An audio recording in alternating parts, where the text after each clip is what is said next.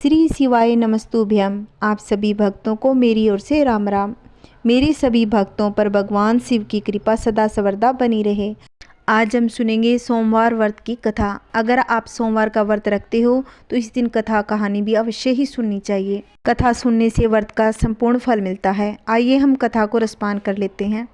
एक नगर में एक बहुत अधिक धनवान साहूकार व्यक्ति रहता था, जिसके घर में धन की कोई कमी नहीं थी। परंतु उसको एक बहुत बड़ा दुख था कि उनके कोई संतान नहीं थी। वह इसी चिंता में दिन रात लगा रहता। वह पुत्र की कामना के लिए प्रत्येक सोमवार को शिवजी का व्रत और पूजन किया करता था तथा सायंकाल को शिव मंदिर में जाकर शिवजी के सामने दीपक जलाता था। उसके उस भक्ति भाव से प्रसन्न होकर एक बार माँ पार्वती जी ने भगवान शिवजी से कहा कि हे महाराज, यह साहूकार आपका अनन्य भक्त है और हमेशा ही आपका व्रत और पूजन बड़ी श्रद्धा भाव से करता है। आपको इसकी मनोकामना अवश्य ही पूर्ण करनी चाहिए। शिवजी ने कहा, हे पार्वती, यह संसार का नियम है। जो मनुष्य जैसा कर्म करता है वैसा ही फल भोगता है। पार्वती जी ने शिवजी से आग्रह करते हुए कहा कि हे महाराज, जब यह आपका अनन्य भक्त है और इसको अगर किसी प्रकार का दुख है तो इसको अवश्य ही दूर करना चाहिए, क्योंकि आपको अपने भक्तों पर दया करते हुए उनके दुखों को दूर करना चाहिए। यदि आप ऐसा नहीं करेंगे तो मनुष्य आपकी सेवा और व्रत क्यों करेंगे। पार्वती जी का ऐसा आग्रह देखकर शिवजी कहने लगे कि हे पार्वती, इसके कोई पुत्र नहीं। इसी चिंता में यह अति दुखी रहता है।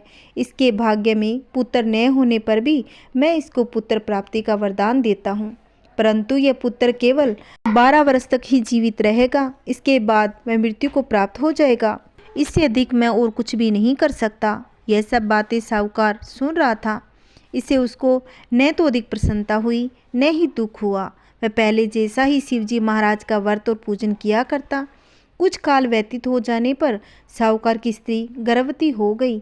10वें महीने उसके गर्भ से अति सुंदर पुत्र की प्राप्ति हुई। साहूकार के घर में बहुत खुशी मनाई गई, परंतु साहूकार ने उसकी केवल 12 वर्ष की आयु जान कोई भी अधिक प्रसन्नता प्रकट नहीं की, न ही किसी को यह भेद बताया। जब वह बालक 11 वर्ष का हो गया तो उस बालक की माता ने उसके पिता से विवाह आदि के लिए कहा, तो वह साहूकार कहने लगा, अभी मैं इसका विवाह नहीं करूँगा, अपने पुत्र को काशी जी पढ़ने भेजूँगा। फिर साहूकार ने अपने साले को बुलाया, उसको बहुत सा धन देकर और अपने साले को कहा, तुम इस बालक को काशी जी पढ़ने के लिए ले जाओ और रास्ते में जिस स्थान पर भी जाओ यज्ञ करते हुए ब्राह्मणों को भोजन कराते हुए जाना। वह दोनों मामा भांजे यज्ञ करते ब्राह्मणों को भोजन कराते जा रहे थे। रास्ते में उनको एक शहर दिखाई पड़ा। उस शहर में राजा की कन्या का विवाह था। दूसरे राजा का लड़का जो विवाह करने के लिए बारात लेकर आया था, वह एक आंख से काना था। उसके पिता को इस बात की बड़ी चिंता थी कि कहीं वर को देख कन्या के माता पिता विवाह में किसी प्रकार की अड़चन पैदा न कर दे। इस कारण जब उसने अति सुंदर सेठ के लड़के को देखा तो मन में विचार किया, क्यों न दरवाजे के समय इस लड़के से वर का काम चलाया जाए। ऐसा विचार कर वर के पिता ने उस लड़के के मामा से बात करी और राजी हो गए। फिर उस लड़के को वर के कपड़े पहनाकर घोड़ी पर चढ़ाकर दरवाजे पर ले गए। सब कार्य प्रसन्नता के साथ पूर्ण कर दिए गए। फिर वर के पिता ने सोचा कि यदि विवाह कार्य भी इसी लड़के से संपूर्ण करा लिए जाए तो इसमें क्या बुराई है। ऐसा विचार कर लड़के और उसके मामा ने कहा, यदि आप फेरों का और कन्यादान के काम को भी करा दें तो आपकी बड़ी कृपा होगी और इसके बदले में आपको बहुत सारा धन दूंगा। तो उन्होंने स्वीकार कर लिया और विवाह कार्य भी बहुत अच्छी तरह से संपन्न हो गया। परंतु जिस समय लड़का जाने लगा तो उसने राजकुमारी की चुंदड़ी के पल्ले पर लिख दिया कि तेरा विवाह तो मेरे साथ हुआ था। जिस राजकुमार के साथ तुमको भेजेंगे वह एक आंख से काना है और मैं तो काशी जी पढ़ने जा रहा हूँ। लड़के के जाने के बाद उस राजकुमारी ने जब चुंदड़ी में देखा और लिखा पाया, उसने राजकुमार के साथ जाने से मना कर दिया और लड़की ने कहा, यह मेरा पति नहीं है, मेरा विवाह इसके साथ नहीं हुआ, वह तो काशी जी पढ़ने गया है। राजकुमारी के माता पिता ने अपनी कन्या को विदा नहीं किया और बारात वापस लौट गई। उधर सेठ का लड़का और उसका मामा काशी जी पहुंच गए। वहां जाकर उन्होंने यज्ञ करना लड़के ने पढ़ना शुरू कर दिया। जब लड़के की आयु 12 वर्ष की हो गई, उस दिन उन्होंने यज्ञ रचा रखा था। लड़के ने अपने मामा से कहा कि मामा जी, आज मेरी तबीयत कुछ ठीक नहीं है। मामा ने कहा, अंदर जाकर सो जाओ। लड़का अंदर जाकर सो गया। थोड़ी देर में उसके प्राण निकल गए। जब उसके मामा ने आकर देखा तो वह मुर्दा पड़ा था, तो उसको बड़ा दुख हुआ। उसने सोचा कि अगर मैं अभी रोना पीटना मचा दूंगा तो यज्ञ का कार्य अधूरा ही रह जाएगा। उसने जल्दी से यज्ञ का कार्य समाप्त कर कर ब्राह्मणों के जाने के बाद रोना पीटना आरंभ कर दिया। संयोगवश उसी समय शिव पार्वती जी उधर से जा रहे थे। जब उन्होंने जोर जोर से रोने की आवाज़ सुनी तो माता पार्वती जी कहने लगी कि महाराज, कोई दुखिया रो रहा है, इसके कष्ट को दूर कीजिए। जब शिव पार्वती ने पास जाकर देखा तो वहाँ एक लड़का मुर्दा पड़ा था। पार्वती जी कहने लगी, महाराज, यह तो उसी सेठ का लड़का है जो आपके वरदान से हुआ था। शिव जी कहने लगे कि हे पार्वती, इसका जीवन इतना ही था। इस बात पर माता पार्वती कहने लगी कि हे नाथ, इस बालक को और आयु दो, नहीं तो इसके माता पिता तड़फ तड़फ कर मर जाएंगे। पार्वती जी के बार बार कहने पर शिव जी ने उसको जीवन का वरदान दे दिया। शिव जी महाराज की कृपा से वह लड़का फिर से जीवित हो उठा। उसके बाद वह लड़का और मामा उसी प्रकार यज्ञ करते हुए ब्राह्मणों को भोजन कराते कराते अपने घर की ओर चल पड़े। रास्ते में उसी शहर में आए जहाँ उसका विवाह हुआ था। वहाँ पर आकर उन्होंने यज्ञ करना आरंभ कर दिया। जिस लड़की से उसकी शादी हुई थी उसके पिता ने उसको पहचान लिया। अपने महल में ले जाकर उसकी बड़ी खातिर की। साथ ही बहुत से दास और दासियों सहित आदरपूर्वक लड़की और जवाई को विदा कर दिया। जब वह अपने शहर के निकट आए तो मामा ने कहा, मैं पहले तुम्हारे घर जाकर खबर दे आता हूँ। जब उस लड़के के मामा घर पहुँचा तो लड़के के माता पिता घर की छत पर बैठे थे। उन्होंने प्रण कर रखा था, यदि हमारा पुत्र सकुशल लौट आया तो हम राजी खुशी नीचे आएंगे, नहीं तो छत से गिरकर अपने प्राण त्याग देंगे।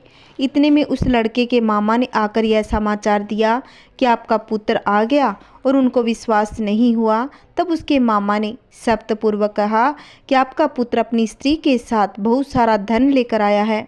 तो सेठ ने आनंद के साथ उसका स्वागत किया और बड़ी प्रसन्नता के साथ रहने लगे। इसी प्रकार से जो कोई भी सोमवार के व्रत धारण करता है अथवा इस कथा को पढ़ता या सुनता है, उसकी समस्त मनोकामनाएं भगवान शिव पूर्ण कर देते हैं। बोलिए शिव पार्वती की जय हो। आइए हम दूसरी कथा को सुनते हैं। दक्ष प्रजापति की सभी पुत्रियां गुणवती थी, फिर भी दक्ष के मन में संतोष नहीं था। वे चाहते थे उनके घर में एक ऐसी पुत्री का जन्म हो जो सर्वशक्ति संपन्न हो एवं सर्वविजयनी हो। अतः दक्ष एक ऐसी पुत्री के लिए तप करने लगे। तप करते करते अधिक दिन बीत गए। माता भगवती ने प्रश्न होकर कहा, मैं तुम्हारे तप से प्रश्न हूँ, तुम किस कारण तप कर रहे हो? दक्ष ने तप करने का कारण बताया तो माँ बोली, मैं स्वयं पुत्री रूप में तुम्हारे यहाँ जन्म धारण करूँगी। मेरा नाम होगा सती। मैं सती के रूप में जन्म लेकर अपनी लीलाओं का विस्तार करूँगी। भगवती आद्या ने सती रूप में दक्ष के यहाँ जन्म लिया। सती दक्ष की सभी पुत्रियों में सबसे अलौकिक थी। सती ने बाल्यावस्था में ही कई ऐसे अलौकिक आश्चर्यचकित करने वाले कार्य कर दिखाए थे, जिन्हें देखकर स्वयं दक्ष को भी विस्मय होने लगा। जब सती विवाह योग्य हो गई तो दक्ष को उनके लिए वर की चिंता होने लगी। उन्होंने ब्रह्मा जी से इस विषय में परामर्श किया। ब्रह्मा जी ने कहा कि सती भगवती का अवतार है। भगवती आदि शक्ति और शिव आदि पुरुष है, अतः सती के विवाह के लिए शिव ही योग्य वर है। और दक्ष ने ब्रह्मा जी की बात मानकर सती का विवाह भगवान शिव के साथ करा दिया। सती कैलाश में जाकर भगवान शिव के साथ रहने लगी। भगवान शिव के दक्ष के दामाद थे, किंतु किसी वजह से दक्ष के हृदय में भगवान शिव के प्रति बैर और विरोध भाव पैदा हो गया। एक बार देवलोक में ब्रह्मा ने धर्म के निपूर्ण के लिए एक सभा का आयोजन किया था। सभी बड़े बड़े देवता सभा में एकत्रित हुए। भगवान शिव भी इस सभा में बैठे थे। सभा मंडप में दक्ष का आगमन हुआ। दक्ष के आगमन पर सभी देवता उठकर खड़े हो गए, पर भगवान शिव खड़े नहीं हुए। भगवान शिव ने दक्ष को प्रणाम भी नहीं किया। दक्ष ने अपमान का बदला लेने का निश्चय किया और हृदय में भगवान शिव के प्रति द्वेष की आग जल उठी। वे उनसे बदला लेने के लिए समय और अवसर की प्रतीक्षा करने लगे। एक बार सती और शिव कैलाश पर्वत पर बैठे हुए वार्तालाप कर रहे थे। उसी समय आकाश मार्ग से कई विमान कनखल की ओर जाते हुए दिखाई पड़े। सती ने उन विमानों को देखकर भगवान शिव से पूछा, हे प्रभु, ये सभी विमान किसके हैं और कहाँ जा रहे हैं? भगवान शंकर ने उत्तर दिया, आपके पिता ने बड़े यज्ञ का आयोजन किया है और समस्त देवता देवांगनाएं इन विमानों में बैठकर उसी यज्ञ में जाएंगे। इस पर सती ने दूसरा प्रश्न किया, क्या मेरे पिता ने आपको यज्ञ में नहीं बुलाया? भगवान शंकर ने उत्तर दिया, आपके पिता मुझसे नफरत करते हैं, फिर मुझे क्यों बुलाएंगे? सती मन ही मन सोचने लगी, फिर बोली, यज्ञ के इस अवसर पर मेरी बहनें भी आएंगी, उनसे मिले हुए बहुत दिन हो गए। यदि आपकी अनुमति हो तो मैं भी अपने पिता के घर जाना चाहती हूँ। मैं भी यज्ञ में शामिल होकर बहनों से भी मिल लूँगी। भगवान शिव ने उत्तर दिया, इस समय वहाँ जाना उचित नहीं होगा। आपके पिता मुझसे बैर रखते हैं और हो सकता है आपका भी अपमान करें। बिना बुलाए किसी के घर जाना उचित नहीं होता। इस पर सती ने प्रश्न किया, ऐसा क्यों? भगवान शिव ने उत्तर दिया, विवाहिता लड़की को बिना बुलाए पिता के घर नहीं जाना चाहिए, क्योंकि विवाह हो जाने पर लड़की अपने पति की हो जाती है, पिता के घर से संबंध उसका टूट जाता है। लेकिन सती पीहर जाने के लिए हट करने लगी। अपनी बात को मनवाने के लिए बार बार दोहराने लगी। उनकी इच्छा देखकर भगवान शिव ने पीहर जाने की अनुमति दे दी। उनके साथ अपना गण भी साथ भेज दिया। उस गण का नाम वीरभद्र था। सती वीरभद्र के साथ अपने पिता के घर गई। घर में सती से किसी ने भी प्रेम पूर्वक वार्तालाप नहीं किया। दक्ष ने उन्हें देखकर कहा, तुम क्या यहाँ मेरा अपमान करवाने आई हो? अपनी बहनों को तो देखो, वे किस प्रकार भांति भांति के अलंकारों और सुंदर वस्त्रों से सुशोभित हैं। तुम्हारे शरीर पर मात्र बागंबर है। तुम्हारा पति शमशानवासी और भूतों का नायक है। वह तुम्हें बागंबर छोड़कर और क्या पहना सकता है? दक्ष के कथन से सती के हृदय में पश्चाताप का सागर उमड़ पड़ा। वे सोचने लगी, उन्होंने यहाँ आकर अच्छा नहीं किया। भगवान ठीक ही कह रहे थे, बिना बुलाए पिता के घर भी नहीं जाना चाहिए। अब और क्या हो सकता है? अब तो आ गई हूँ। पिता के कटु और अपमानजनक शब्द सुनकर सती मौन रह गई।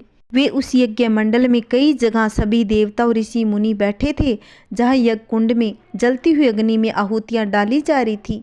सती ने यज्ञ मंडल में सभी देवताओं को तो भाग देखे, किंतु भगवान शिव का भाग नहीं देखा। वे भगवान शिव का भाग न देखकर अपने पिता से कहने लगी, हे पिता श्रेष्ठ, यज्ञ में तो सबके भाग दिखाई पड़ रहे हैं, किंतु कैलाशपति का भाग नहीं है। आपने उनका भाग क्यों नहीं रखा? दक्ष ने गर्व से उत्तर दिया कि मैं तुम्हारे पति शिव को देखना ही नहीं चाहता। वह तो भूतों का स्वामी है, नंग रहने वाला और हड्डियों की माला धारण करने वाला है। वह देवताओं की पंक्ति में बैठने योग्य भी नहीं। उसे कौन सा भाग देगा? सती के नेत्र लाल उठे। उन्होंने पीड़ा से तिलमिलाने लगी। ओह, मैं इस शब्दों को कैसे सुन रही हूँ? मुझे धिक्कार है। देवताओं, तुम्हें भी धिक्कार है। तुम भी उन कैलाशपति के लिए इन शब्दों को कैसे सुन रहे हो? जो मंगल के प्रतीक है, जो क्षण मात्र में संपूर्ण सृष्टि को नष्ट करने की शक्ति रखते हैं, वे मेरे स्वामी हैं। नारी के लिए उसका पति ही स्वर्ग होता है। जो नारी अपने पति के लिए अपमानजनक शब्दों को सुनती है, उसे नरक में जाना पड़ता है। पृथ्वी सुनो, आकाश सुनो और देवताओं तुम भी सुनो। मेरे पिता ने मेरे स्वामी का अपमान किया है। मैं अब एक क्षण भी जीवित रहना नहीं चाहती। सती अपने कथन को समाप्त करती हुई यज्ञ के कुंड में कूद पड़ी। जलती हुई आहुतियों के साथ उनका शरीर भी जलने लगा। यज्ञ मंडल में खलबली पैदा हो गई। हाहाकार मच गया। देवता उठकर खड़े हो गए। वीरभद्र क्रोध से कांप उठे। वे उछल उछल कर यज्ञ का विध्वंस करने लगे। यज्ञ मंडल में भगदड़ मच गई। देवता और ऋषि मुनि भाग खड़े हुए। वीरभद्र ने देखते ही देखते दक्ष का मस्तक काटकर फेंक दिया। जब भगवान शिव को यह समाचार का पता लगा, वे प्रचंड आंधी की भांति कनखल जा पहुँचे। सती के जले हुए शरीर को देखकर भगवान शिव ने अपने आप को भूल गए। सती के प्रेम, उनकी भक्ति ने शंकर के मन को व्याकुल कर दिया, जिन्होंने काम पर भी विजय प्राप्त की थी और जो सारी सृष्टि को नष्ट करने की क्षमता रखते थे। वे सती के प्रेम में खो गए, बेसुध हो गए। भगवान शिव ने उन्मत्त की भांति सती के जले हुए शरीर को कंधे पर रख लिया। वे सभी दिशाओं में भ्रमण करने लगे। शिव और सती के इस अलौकिक प्रेम को देखकर पृथ्वी रुक गई, हवा रुक गई, जल का प्रवाह ठहर गया और रुक गई देवताओं की सांसें। और सृष्टि व्याकुल हो उठी। सृष्टि के प्राणी पुकारने लगे, त्राई त्राई हाम, त्राई त्राई हाम। भयानक संकट उपस्थित देखकर सृष्टि के पालक भगवान विष्णु आगे बढ़े। वे भगवान शिव की बेसुधी में अपने चक्कर से सती के एक एक अंग को काट काट कर गिराने लगे। धरती पर 51 स्थानों पर सती के अंग कट कट कर गिरे। जब सती के सारे अंग कट कट कर गिरे तो भगवान शिव पुनः अपने आप में आए। जब वे अपने आप में आए तो पुनः सृष्टि के सारे कार्य चलने लगे। धरती पर जिन 51 स्थानों पर सती के अंग कट कट कर गिरे थे, वे स्थान आज शक्ति पीठ माने गए हैं। बाद में सती के विरह में शंकर जी दयनीय दशा हो गई। वे हर पल सती का ध्यान करते रहते, उन्हीं की चर्चा में व्यस्त रहते। उधर सती ने भी शरीर का त्याग करते समय संकल्प लिया था कि मैं राजा हिमालय के यहाँ जन्म लेकर शंकर जी की अर्धांगिनी बनूं। अब जगदम्बा का संकल्प व्यर्थ होने से तो रहा। वे उचित समय पर राजा हिमालय की पत्नी मेनका के गर्भ से प्रविष्ट होकर उनकी कोख में से प्रकट हुई। पर्वतराज की पुत्री होने के कारण वे पार्वती कहलाई। जब पार्वती बड़ी होकर सियानी हुई तो उनके माता पिता को अच्छा वर तलाश करने की चिंता सताने लगी। एक दिन अचानक देव ऋषि नारद राजा हिमालय के महल में आ पहुँचे। पार्वती को देखकर कहने लगे, इसका विवाह शंकर जी के साथ होना चाहिए, वे ही सभी सृष्टि से इसके योग्य है। पार्वती के माता पिता के आनंद का यह जानकर ठिकाना न रहा कि साक्षात जन्म माता सती की उनके यहाँ प्रकट हुई है। वे मन ही मन भाग्य को सराहने लगे। एक दिन अचानक भगवान शंकर सती के विरह में घूमते घूमते उसी प्रदेश में जा पहुँचे और पास ही के स्थान पर गंगा अवतरण में तपस्या करने लगे। जब हिमालय को इनकी जानकारी मिली तो वे पार्वती को लेकर शिवजी के पास आए। वहाँ राजा ने शिवजी से विनम्रता पूर्वक अपनी पुत्री को सेवा में ग्रहण करने की प्रार्थना की। शिवजी ने पहले तो आनाकानी की, किंतु पार्वती की भक्ति देखकर और वे उनका आग्रह न टाल सके। शिवजी से अनुमति मिलने के बाद तो पार्वती प्रतिदिन अपनी सखियों को साथ में लेकर उनकी सेवा करने लगी। पार्वती हमेशा इस बात का सदा ध्यान रखती थी कि शिवजी को किसी भी प्रकार का कोई कष्ट न हो। हमेशा उनके चरण धोकर चरणोदक ग्रहण करती, षोडशोपचार से पूजा करती। इसी तरह पार्वती को भगवान शंकर की सेवा करते हुए दीर्घ समय बीत गया। किंतु पार्वती जैसी सुंदर बाला से इस प्रकार एकांत में सेवा लेते रहने में शंकर के मन में कभी विकार नहीं हुआ। वे सदा अपनी समाधि में ही निश्चल रहते। माता पार्वती ने भगवान शिव को पाने के लिए 14,000 वर्ष कठिन तपस्या से भगवान भोलेनाथ ने प्रसन्न होकर पार्वती से वरदान मांगने को कहा। पार्वती ने शिव से वरदान मांगते हुए कहा वह उनकी अर्धांगिनी जन्मांतर बनकर रहना चाहती है। भगवान शिव ने पार्वती को सदैव अर्धांगिनी बने रहने का वरदान दे दिया। यह समाचार देवलोक में फैल गया। अब देवी पार्वती की इच्छा पूर्ण हुई तो पार्वती जी तपस्या पूर्ण करके घर लौट आई। वहाँ अपने माता पिता को उन्होंने शंकर जी के प्रकट होने और वरदान देने का संपूर्ण वृत्तांत कह सुनाया। शंकर जी ने सप्तऋषियों का विवाह का प्रस्ताव लेकर पर्वतराज के पास भेजा। इस प्रकार विवाह की तिथि निश्चित की गई।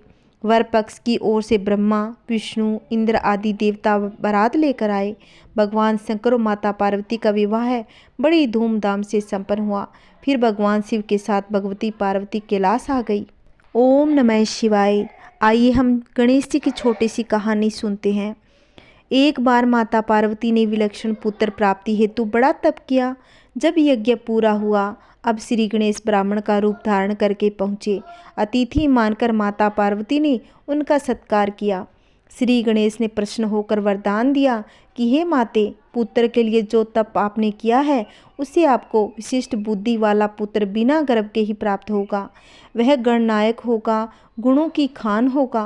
कहकर वे अंतर्ध्यान हो गए और पालने में बालक का स्वरूप धारण कर लिया। माता पार्वती की खुशी का ठिकाना न रहा। आकाश से फूलों की वर्षा होने लगी। भव्य उत्सव मनाया जाने लगा। चारों दिशाओं से देवी देवता विलक्षण प्राप्ति नंदन को देखने पहुँचे। शनि देव भी पहुँचे, लेकिन वे अपनी दृष्टि अवगुण की वजह से बालक के सामने जाने से बचने लगे। माता पार्वती ने आग्रह किया कि क्या शनिदेव को उनका उत्सव और पुत्र प्राप्ति अच्छी नहीं लगी। संकोच के साथ शनिदेव सुंदर बालक को देखने पहुँचे, लेकिन यह क्या, शनिदेव की नज़र पड़ते ही बालक का सिर आकाश में उड़ गया। माता पार्वती विलाप करने लगी। कैलाश में हाहाकार मच गया। हर तरफ यह चर्चा होने लगी कि शनि ने पार्वती पुत्र का नाश किया। तुरंत भगवान विष्णु ने गरुड़ देव को आदेश दिया कि जो भी पहला प्राणी नजर आए उसका सिर काट कर ले आओ। उन्हें रास्ते में सबसे पहले हाथी मिला। गरुड़ देव हाथी का सिर लेकर आए और बालक के धड़ से ऊपर रखा। भगवान शंकर ने उन पर प्राण मंत्र छिड़का। सभी देवताओं ने मिलकर उनका गणेश नामकरण किया। उन्हें प्रथम पूज्य होने का वरदान भी दिया। इस प्रकार श्री गणेश का जन्म हुआ। बोलिए श्री गणेश महाराज की जय। अगर आपको मेरी कहानी अच्छी लगी हो तो प्लीज़ मेरे चैनल को सब्सक्राइब करें, मेरी वीडियो को लाइक करें और ज़्यादा से ज़्यादा वीडियो को शेयर करें। अगर आपको थोड़ी भी मेरी वीडियो अच्छी लगती है तो प्लीज़ मेरे चैनल को अभी तक सब्सक्राइब नहीं किया है तो प्लीज़ मेरे चैनल को सब्सक्राइब करके रखें, जिससे आने वाली वीडियो की नोटिफिकेशन आप तक पहुँच जाएगी। जय श्री कृष्णा, राधे राधे, ओम नमः शिवाय, श्री शिवाय नमस्तुभ्यम। जय श्री कृष्णा, राधे राधे। मेरे सभी प्यारे प्यारे भक्तों पर भगवान की कृपा सदा सर्वदा बनी रहे।